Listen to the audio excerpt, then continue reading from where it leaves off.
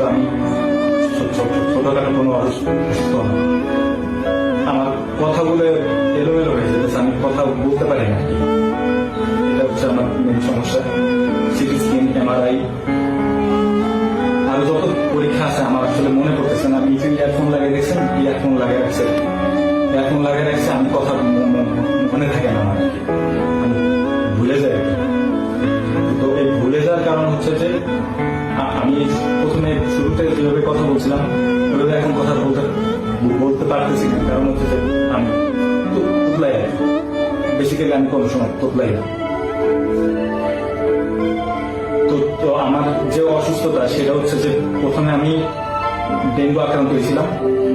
এরপর হচ্ছে আমার ডেঙ্গুর থেকে হচ্ছে আমার এই এক সাইড, এই পাশ বিশেষ করে এটা কাজ করতেছে না, এটা পুরাটাই